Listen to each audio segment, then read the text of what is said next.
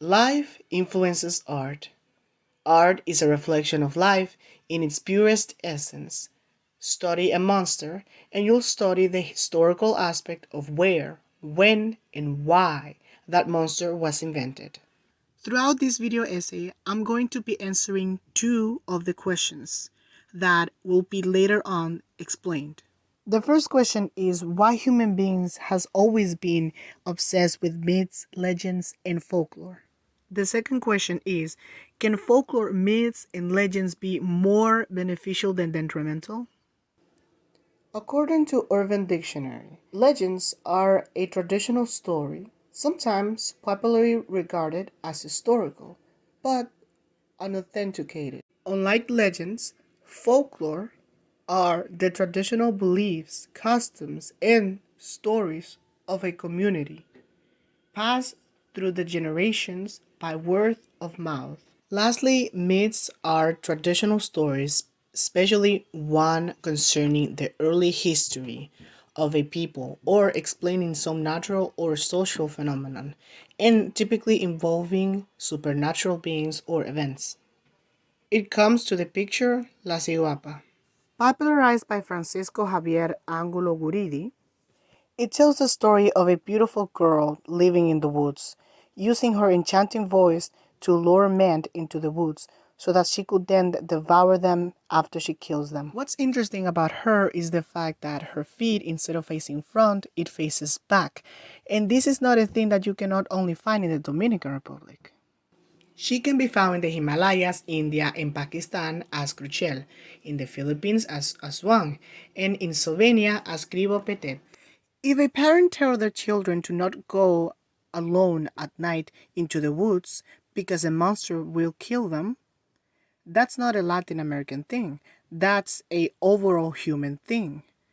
From misbehaved children to cheating partners to unfaithful people, that's a human thing, regardless your cultural or heritage background. Therefore, these creatures are made. But that's just covering the first question though. The second one needs to be made. If it either is a detrimental or a beneficial thing to keep these things alive, to keep these folklore, myths, and legends alive. Entering into the picture, Western folktales and myths. There is a very dark side of things coming from all of this. Take, for example, witchcraft, that later on led to witch hunt. Witchcraft was a practice that took place from Europe to the Americas from the late 15th century all the way to the 18th early centuries.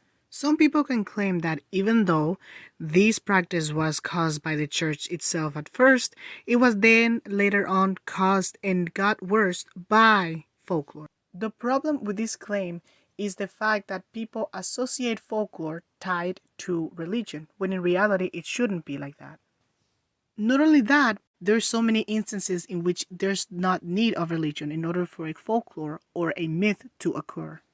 Entering the legend of Mothman.